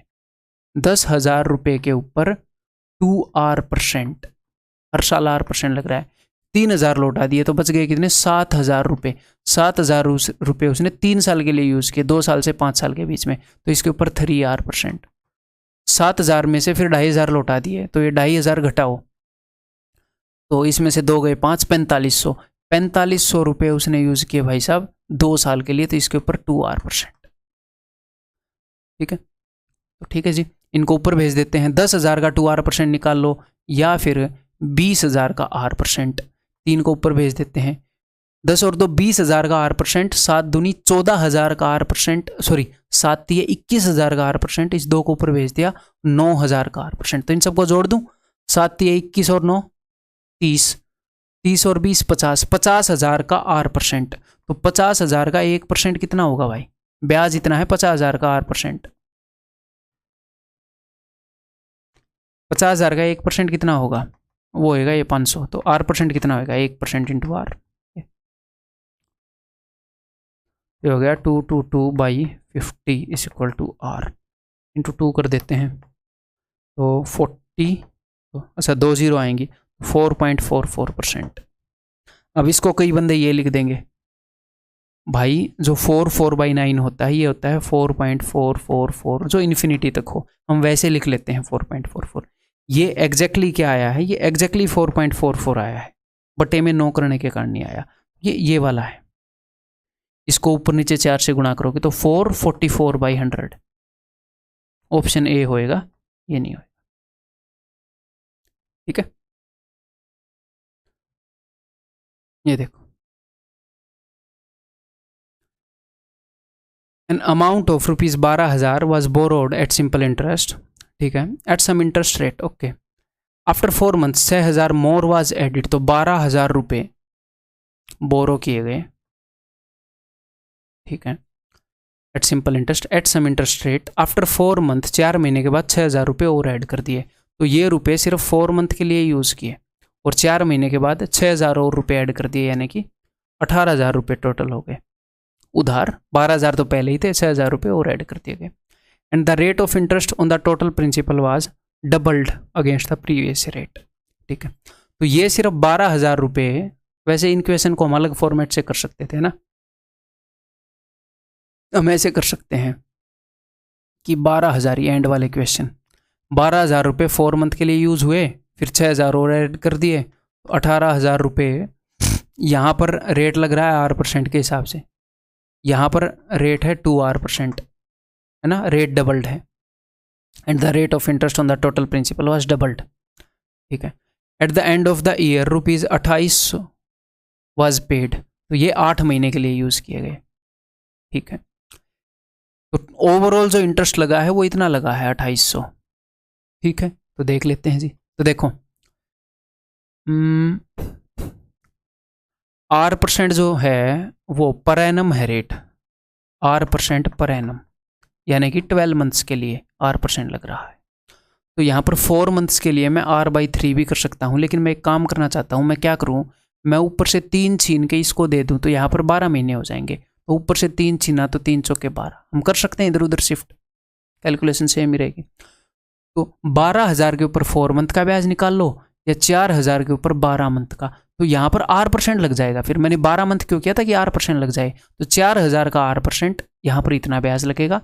और इस 8 महीने को भी, तो मैं इस 2 को क्या कर रहा हूँ भाई, इस 2 को मैंने ऊपर भेज दिया, R% निकालना चाह रहा हूँ मैं बस। अब यहाँ पर 8 मंथ है, तो इसको मुझे 12 बनाना है, तो मैं क्या करूँ, मैंने 1 और 2 यहाँ से ऊपर भेज दिया, इस यहाँ पर मैंने 4 बना दिया, ये तो 1 और 2 भेज दिया। अब मैं इसको 3 देना चाह रहा हूँ, तो ऊपर से मैं 3 छीन रहा हूँ, 3 छिक्के 18 और उस 3 को मैंने नीचे दे दिया। 4 दिए 12 महीने, 12 महीने के ऊपर 8%, 12 महीने तक कितने रुपए के ऊपर 8% ही लगेगा। तो 4000 के ऊपर 8% और 6 दूनी 12 दूनी 24,000 के ऊपर 8%, तो 24 और 4 28,000 का 8% जो लगेगा वो होएगा ब्याज। और यहाँ पर लग कितना रहा है 2800, तो 28,000 का ये 10% है, तो आर की वैल्यू क्या है 10%। So rate of interest is option D. ये एक हिसाब से इंस्टॉलमेंट के क्वेश्चन नहीं है जो मैं लास्ट में करवा रहा हूँ, लेकिन ये इंस्टॉलमेंट की अंडरस्टैंडिंग से हो रहे थे। ये जो मैं लास्ट में ये जो क्वेश्चन करवा रहा हूँ, ये तो हालांकि आप बोल सकते हो कि इंस्टॉलमेंट टाइप का है, बट ये इंस्टॉलमेंट की अंडरस्टैंडिंग से हो रहे थे। आपको पता भी नहीं चला ना कब हम इंस्टॉलमेंट से इनके अंदर घुस गए, तो इसलिए मैं इसके एंड में करवा रहा हूँ। ठीक है, तो ये मत सोचना इंस्टॉलमेंट के नहीं, इंस्टॉलमेंट टाइप के हैं, उस अंडरस्टैंडिंग से हो रहे थे। ये बस लास्ट 2 क्वेश्चन बचे हैं, ये आप देखो, ये इंस्टॉलमेंट का है। A took loan from B of ₹960 at 6% on a condition that he would pay it in 4 yearly installment। A ने B से लोन लिया 960 रुपये का एट 6%, तो ये 6% पर एनम ही होएगा भाई बाय डिफॉल्ट, अगर वो ना बताए तो पर annum, on a condition that he would pay it in 4 yearly instalment, 4 सालाना इंस्टॉलमेंट वो देगा। ठीक है, out of which first 3 instalment would be 1/4 of the principal, तो पहली 3 इंस्टॉलमेंट प्रिंसिपल की 1/4 होंगी। तो मैंने आपको क्या बताया कि सिंपल इंटरेस्ट से जो फाइनली सिंपल इंटरेस्ट से इंस्टॉलमेंट लेता है, तो फाइनली बंदा क्या दे रहा होता है ओवरऑल, प्रिंसिपल प्लस इंटरेस्ट है, डायरेक्टली प्रिंसिपल, और जितने टाइम के लिए रुपए यूज किया उसका ब्याज वो दे रहा होता है। ठीक है, तो उसने 960 रुपये लिए, तो पहले साल में कुछ अमाउंट देगा, दूसरे साल में कुछ अमाउंट देगा, तीसरे साल में कुछ अमाउंट देगा, चौथे साल में कुछ अमाउंट देगा। ठीक है, तो वो हर साल 1/4 दे रहा है, तो इसका 1/4 कितना है 240। पहले 3 साल तक उसने 240 दिए और बोला लास्ट साल में बचा हुआ दे दूंगा। तो देखो टोटल 960 रुपये लिए थे, तो 960 तो देने ही देने हैं, हाँ जी देने ही देने हैं। तो लास्ट ईयर में वो कितने रुपए देगा 240 और देगा, वो 240 1/4 है ना, तो ये तो 960 हो गए प्लस इंटरेस्ट प्लस ब्याज, इतने रुपए देगा। जहां पर भी उसने जितने रुपए यूज किए हैं उसके हिसाब से जो भी ब्याज बना है वो, क्योंकि टोटल 960 रुपये प्लस इंटरेस्ट, उसे इतना देना, ये सब देना है उसे। तो ये 240 तो बच ही गए, या ये 1/4 था, तो ऐसे ऐसे 4 यूनिट और साथ में इंटरेस्ट। ठीक है, तो यहां पर 240 प्लस इंटरेस्ट, तो मैं इंटरेस्ट निकाल रहा हूं कि ये कितना होएगा, इतने वो रुपए देगा एंड में। तो स्टार्टिंग के 1 ईयर के लिए उसने कितने रुपए यूज किए हैं, स्टार्टिंग के 1 साल तक उसने 960 रुपये यूज किए हैं कि नहीं किए? हाँ जी, तो 960 के ऊपर एक साल का ब्याज लगेगा। हमने रेट ही बतानी है मेरे ख्याल, फाइंड द अमाउंट, अच्छा रेट उसने बता रखी है, तो इसका 6% जो भी होएगा ब्याज लगेगा। उसके बाद उसने 960 में से 24 ये घटा दो 240, तो ये 24 का 4 गुना होता है ना, तो 24 का 3 गुना 720 बच जाएगा। 960 माइनस 720 के ऊपर 720 रुपये उसने यूज किए हैं 1 साल तक, तो 720 के ऊपर 6%, फिर 480 के ऊपर 6%, फिर 240 के ऊपर 6%, तो इन सब को जोड़ देते हैं। तो 240 मैंने कॉमन ले लिया सबसे, 240 कॉमन हो गया, तो 1 2 3 4 यानी कि 10 आ गया। ठीक है, इसका 6%, तो इसका 6% क्या हो जाएगा इंटू 6/100, ये इंटरेस्ट बनेगा। 24 6 144 इंटरेस्ट बनेगा, तो वो टोटल कितने रुपए देगा 240 प्लस 144 384। क्लियर है? अगर कुछ बच्चों को ऐसे समझ में नहीं आया होगा तो भी कोई दिक्कत नहीं है, हम कैसे कर सकते हैं इसको भी बताता हूँ। तो हम इन सब की वैल्यू वहाँ पर घसीट के लेके जा सकते हैं ना। हाँ ये कर सकते हैं। क्या कर सकते हो, मैंने क्या बताया है, इंस्टॉलमेंट ही है ना। हाँ यही कर सकते हैं कि इन सब की वैल्यू आप वहाँ पर खींच के लेके जा सकते हो एंड में। तो जब आप इन सब की वैल्यू एंड में खींच के लेकर जाओगे, इसके ऊपर कितने % के हिसाब से ब्याज लगेगा, 1 साल का 6% है, तो 960 का 24%, तो 960 का 124% टोटल अमाउंट हो जाएगा यहाँ पे। इसकी वैल्यू 4 साल के बाद ले जाओगे, ये किसके बराबर होएगी, इसकी वैल्यू आप 3 साल आगे लेकर जा रहे हो यहाँ से, तो इसके ऊपर ब्याज 3 ईयर का लगेगा, 3 ईयर तक 8%। फिर इसके ऊपर ब्याज लगेगा 2 साल तक 8%। फिर इसके ऊपर ब्याज लगेगा 1 साल का। मेरी बात ध्यान से सुनो, 240 पे 3 साल का, 240 पे 2 साल का, 240 पे 1 साल का, तो ये 240 ही है। तो 3 और 2 5 और 1 6, 240 पर 6 ईयर का लगा दो सीधा। तो 240 पर 6 ईयर का इंटरेस्ट, 1 साल का इंटरेस्ट कितना है 6%, तो 136%। प्लस में जो भी उसने बचा कुछ अमाउंट देना है यहाँ पर, मुझे पता नहीं कितना देना है x, वो हमने निकालना है। इन सब की वैल्यू में लेकर गया एंड में, और इसकी वैल्यू तो एंड में इतनी रहेगी, तो दिस प्लस दिस इसके बराबर होना चाहिए। तो इसको सोल्व करोगे तो भी आ जाएगी वैल्यू। अभी देखते हैं जी, अगर कुछ कट रहा हो तो ये जो वैल्यू है ये इधर आएगी। अगर इसमें से कुछ कॉमन हो तो हम कॉमन ले लेते हैं ना, जैसे 24/10 में कॉमन ले लेता हूँ।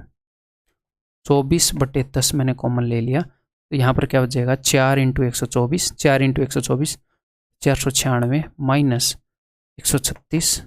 देखते हैं वही आंसर आ रहा है कि नहीं, वैसे आएगा तो वही, क्योंकि हम ठीक कर रहे हैं। 6 में से 6 तो 9 में 3 गए, 6 4 में 1 गए 3, 24 छिके 144, 14 24 थे 72 और 14 844। गलत कर दिया।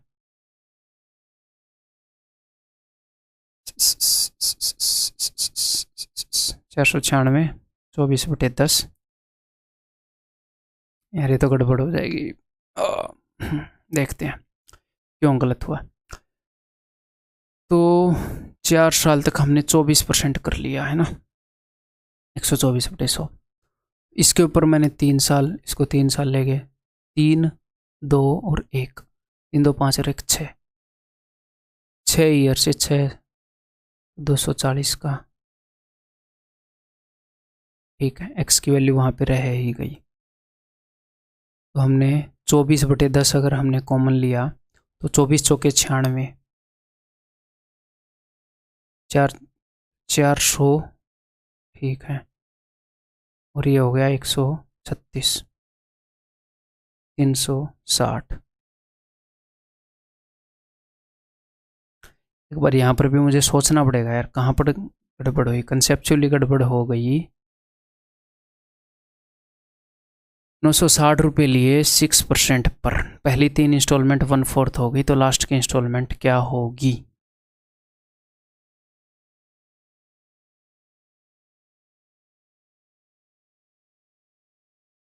ठीक ठीक, हाँ एक गड़बड़ कर दी मैंने। क्या गड़बड़ कर दी, अब ध्यान से सुनो। जब ये यहाँ पर जाएगा तो इसकी वैल्यू क्या होएगी 240 जो है, ध्यान से सुनिएगा, 240 और साथ में उसका 6% ब्याज। जब ये यहाँ पर जाएगा तो 240 के ऊपर 2 ईयर का ब्याज लगेगा। मतलब यहाँ पर जब ये जाएगा तो 240 प्लस समथिंग होएगा, जब ये यहाँ पर जाएगा तो 240 प्लस समथिंग होएगा। तो मैंने क्या किया, मैंने ब्याज तो निकाल लिया कि भाई ब्याज 36% बनेगा 240 का है, मैंने सिर्फ 240 पर निकाल लिया। एक्चुअल में क्या होगा 240, ये तीनों के तीनों 240 पे तो आगे जाएंगे, ब्याज लगेगा वो होएगा 36% ऑफ 240, बट ये तीनों के तीनों 240 भी तो आगे जाएंगे। 720 प्लस 240 का 36%, समझ गए। अब इसको कैलकुलेट कर सकते हैं। मैं जस्ट इसके साथ कंसेप्चुअली खेल रहा था, ये नहीं है कि मैंने ऐसे पहले किया है। अब मैं समझ गया इसमें क्या गड़बड़ है, कंसेप्चुअली खेल रहा था। बाकी हम करेंगे वैसे ही, जस्ट हम अंडरस्टैंडिंग को बढ़ा रहे थे। क्लियर है, ऐसे हम कर सकते हैं। मैं सॉल्व करके नहीं दिखाऊंगा, आप गारंटीड ठीक आंसर आएगा। अभी लास्ट क्वेश्चन है, देखते हैं इसको कितने लोग करेंगे। मेरे ख्याल लास्ट क्वेश्चन ये है, ये देखो, ये करो। Sonata watch is sold for ₹440 cash और ₹2000 cash down payment together with ₹244 to be paid after 1 month. ये बोल रहे हैं कि एक सोनाटा वॉच है, या तो 440 रुपये कैश में ले लो उसे, या फिर आज 200 रुपये दे दो कैश डाउन पेमेंट और 1 महीने के बाद 244 दे दो। तो बताओ रेट कितनी है। तो एक्चुअल में घड़ी की कीमत कितनी है, एक्चुअल में घड़ी की कीमत 440 रुपये है कि आज 440 रुपये दो और घड़ी ले लो। तो बंदा आज 200 रुपये कैश डाउन पेमेंट दे रहा है, 440 में से 200 तो वो दे रहा है, यानी कि वो उधार कितने ले रहा है, वो 240 रुपीज़ उधार ले रहा है। और वो 1 मंथ के बाद कितने दे रहा है 244, तो उसको ब्याज कितना लग रहा है 4 रुपये का। लेकिन ये ब्याज कितने टाइम में लग रहा है 1 मंथ में, और उसने रेट पूछी है, और रेट कितने टाइम में बताने का स्टैंडर्ड है अपना 1 साल में, rate of interest per year, भाई सालाना रेट का यही स्टैंडर्ड है ना 10% पर ईयर। तो अगर 1 महीने में 4 रुपये ब्याज लग रहा है तो 12 महीने में कितना ब्याज लगेगा 48 रुपीज़। तो साल में कितने परसेंट ब्याज लग रहा है, इसका 10% है 24 टू जा 48, 20%। रेट है 20% पर एनम।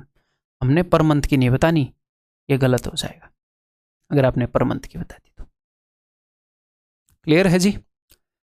That's all. इसके साथ हमारा जो इंटरेस्ट टॉपिक है, काफ़ी इंटरेस्टिंग टॉपिक है, वो ख़त्म हो गया। अब इसके बाद हम प्रॉफिट एंड लॉस स्टार्ट करेंगे, ठीक है? तो पूरे जोश और जुनून के साथ, उम्मीद है कि आपको मज़ा आ रहा होगा। जो अपना कोर्स है, आपने क्या करना, आपने इसी को रिपीट करते रहना है, एक भी क्वेश्चन बाहर से करने की ज़रूरत नहीं है सिवाय मॉक टेस्ट के, ठीक है?